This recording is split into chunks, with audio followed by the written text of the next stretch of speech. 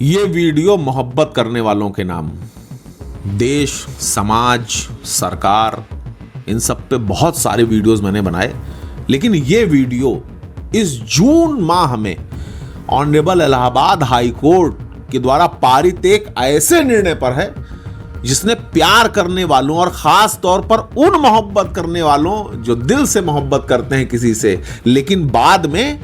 शिकार हो जाते हैं उनकी नफरत का, उनके लिए ये वीडियो, सिर्फ उनके लिए समर्पित, सभी आशिकों के नाम ये वीडियो मेरा। अब वीडियो का क्रक्स क्या है उस पर आते हैं। ऑनरेबल इलाहाबाद हाई कोर्ट ने एक जजमेंट दिया अभी रिसेंटली 2-3 दिन पहले, जिसमें ऑनरेबल इलाहाबाद हाई कोर्ट ने स्पष्ट टिप्पणी करते हुए ये कहा कि हर रोमांटिक रिश्ते का अंत शादी हो यह जरूरी नहीं है। देखो भाई, एक समस्या इस समय बुरी तरीके से चारों तरफ स्प्रेड हो रही है, फैल रही है, बिल्कुल जड़ों में घुस गई है कि जिस भी रोमांटिक रिलेशनशिप का अंत होता है उसमें 90% अब यह देखा जाने लगा है कि फेक मुकदमे हो जाते हैं, और फेक मुकदमों में सबसे ज्यादा संख्या होती है रेप के मुकदमों की, यानी कि 376 का मुकदमा।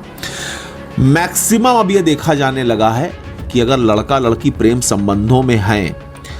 और प्रेम संबंध 4-5 साल पुराने हैं, 8-10 साल पुराने हैं, किसी बात पर कोई नोकझोंक हुई, कोई बात नहीं बनी,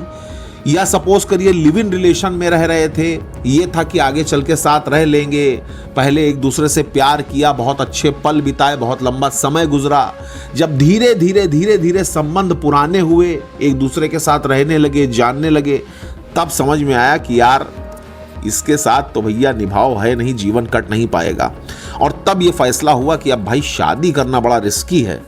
तो कुल मिलाकर के, हालांकि आज का जो यूथ है, इसीलिए जब पहले मामला था, जो हमारे आपके जो पूर्वज हैं, जो माता पिता वगैरह हैं, या जो दादा और दादी और नाना नानी वगैरह हुआ करते थे, उसमें सीधा सिस्टम था कि बस सीधे उधर लड़का रोका गया, इधर लड़की, और मंडप में एक दूसरे से मिले, और इतना तक हो जाता था कि कभी कभी तो पता लगता था शादी के बाद एक दूसरे की शक्ल देख रहे हैं, बात तो करना दूर। लेकिन आज का जो सिनेरियो है, ये हाई कोर्ट का जो जजमेंट है, ये इसीलिए आया है, ये इसीलिए स्वागत योग्य है, ये इसीलिए रेलिवेंट है। देखिए, देश, काल और परिस्थिति के हिसाब से न्यायालय निर्णय देती हैं। शुरू में ऐसा नहीं होता था।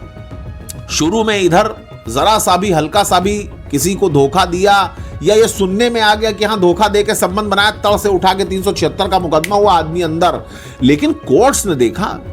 कि अब चाहे लड़का हो या लड़की, दोनों लोग जो भी एडल्ट्स हैं, जो भी लोग बालिग हो गए हैं, जो अपने फैसले लेने में सक्षम हैं, जो बाहर घूमने फिरने में, मूवीज देखने में, पार्टीज करने में, डिस्को जाने में, चिलम, गांजा, बियर, अफीम, दारू, हुक्का सब फूंक रहे हैं मौत से,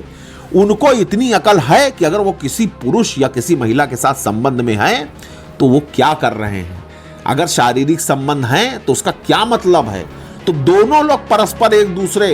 के साथ अपनी मर्जी, फ्री विश और विल से रह रहे हैं, और अगर उसके फर्दरेंस में आगे जाकर के कहीं कोई परिस्थिति बिगड़ जाती है, कहीं कोई अप एंड डाउन आ जाते हैं, तो उसका मतलब बिल्कुल ये नहीं लगाया जाएगा कि किसी के साथ धोखा करके उसके साथ गलत कोई काम कर दिया गया। तो कोर्ट ने इस निर्णय में स्पष्ट कर दिया है, 376 के इस केस में कोर्ट ने स्पष्ट रूप से जो दोषी था, जो अभियुक्त था, उसको राहत प्रदान की, और स्पष्ट निर्णय दिया कि हर रोमांटिक रिलेशनशिप, यानी कि जो भी गर्लफ्रेंड बॉयफ्रेंड के या लिव इन रिलेशन में रहने वालों के या प्यार मोहब्बत इश्क करने वालों के जो संबंध हैं, उनका अंत शादी ही हो, शादी ही करनी पड़े तभी सही माना जाएगा, ये जरूरी नहीं है। ये पॉसिबल है कि लोग शुरू में एक दूसरे के साथ रहे हों और बाद में किसी कारण से उनका विवाह न हो पाए। तो इसका बिल्कुल ये मतलब नहीं लगाया जाना चाहिए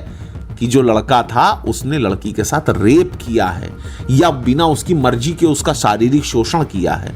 इसमें एक चीज और कोर्ट ने बहुत क्लियरली डिफाइन की है कि ऐसे हर मामले में यह देखा जाना जरूरी होगा कि प्रायर इंटेंशन क्या था, यानी कि शुरू से जो मंशा थी वो क्या थी। अगर शुरू से यह मंशा थी कि हम योजनाबद्ध तरीके से इससे पहले प्यार करेंगे, इसको फंसाएंगे, इसका दुरुपयोग करेंगे, मिसयूज करेंगे, शोषण करेंगे, बलात्कार करेंगे, शारीरिक शोषण करेंगे और फिर बाद में हट जाएंगे तो वो रेप की श्रेणी में आएगा। लेकिन अगर लव एंड अफेक्शन रहा है, प्यार मोहब्बत रहा है, साथ रहे हैं, घूमे हैं, एक दूसरे के साथ सुख दुख भी देखा है, लंबा लॉन्ग टर्म रिलेशनशिप रहा है और बाद में जाकर के कहीं कोई परिस्थिति ऐसी बन गई कि शादी नहीं हो सकी, तो वो रेप की श्रेणी का अपराध नहीं माना जाएगा। और ऐसे हर मामले में जो भी दोषी व्यक्ति होगा, जो भी अभियुक्त बनाया जाएगा, उसको राहत प्रदान की जाएगी। धन्यवाद।